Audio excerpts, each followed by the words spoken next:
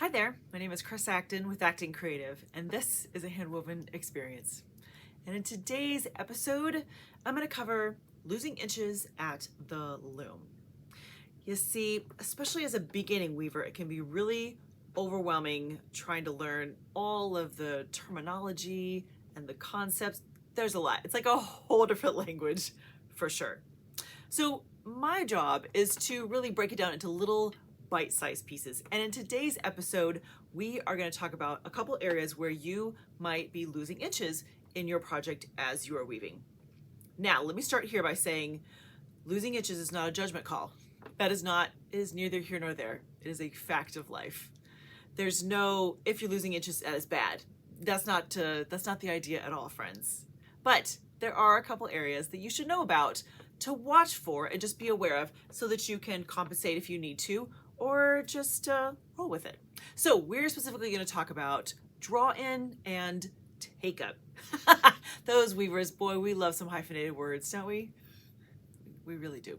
Okay, so let's start with draw in. Now, draw in refers to the amount that you're losing in the width as you actually weaving the fabric, because we set up this kind of ideal width at the reed, right? We're like, okay, we've got however many inches here.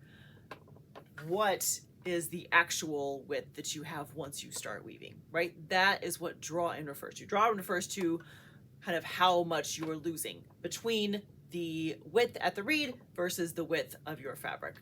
That's the whole thing, right? I'm working on a little bit of a overshot project here, so let's see what my draw in looks like. I got about 15 3/4 right at the reed, and I got just a skosh less than that here at the fabric. Now, that is pretty uncommon for me, honestly. Typically, I add about an inch in the width of the reed just to make sure that I end up with the width that I want in the fabric. And there's a lot of factors that play in with draw in, right? If you have a really, really fine weft that likes to pull in nicely, depending on the style of pattern that you're using, that can influence the draw in as well. And not to mention just you as a weaver, what is your style? Do you just pull a little more as you're throwing the shuttle back and forth, back and forth? And I like to go with the theory that draw in is not bad. It's not bad. It just is. I suggest that you find what feels good for you, what's a natural kind of rhythm for you throwing the shuttle back and forth, and just document that and go with it. However you're playing your project, then just compensate for how much you typically draw in. I usually add an inch. That's usually my go-to, is whatever I want this width to be, I just add an inch at the reed, off we go, let's throw a shuttle. So the other area that you may be losing inches in your project is called take up. Now, take up actually refers to your warp yarns, right? So imagine that your warp yarns, when you start, they're straight, right? They're straight through the loom, just nice and level. However, the second you start weaving, you are putting in some kind of weft that is causing it to go it's bumping it out of the way, right? It's going up and down, up and down. And with some fabrics, if you're doing a really fine fabric, it's gonna be so minimal, you won't even notice. However, if you're using a heftier kind of weft, like look at this guy right here. Look at that. Well, I am gonna lose inches in my warp. So if I start with 100 inches, just by the fact that that warp is gonna be like bumped up and down like this, it's gonna lose a little bit as you go, just because of what you're incorporating into the weft.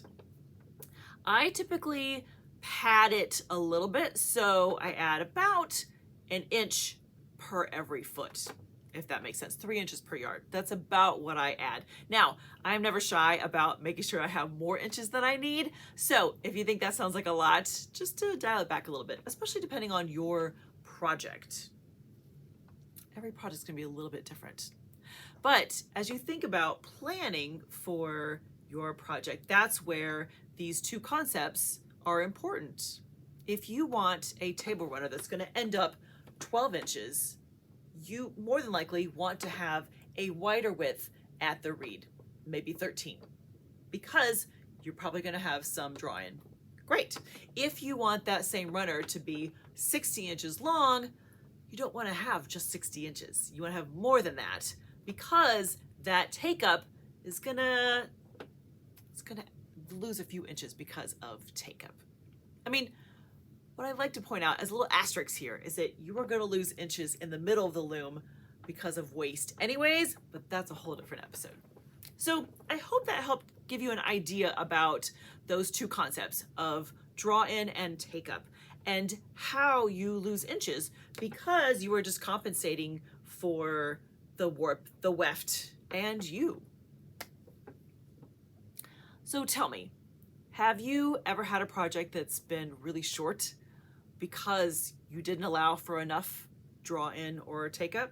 Has that ever happened? It's happened to all of us. I promise you are not alone. But let me know in the comments what your story is when dealing with draw-in and take-up and how it surprised you. They're both really good things to understand and to allow for in the future. You'll get it. All right, friends. Hope you have a wonderful week. Happy weaving.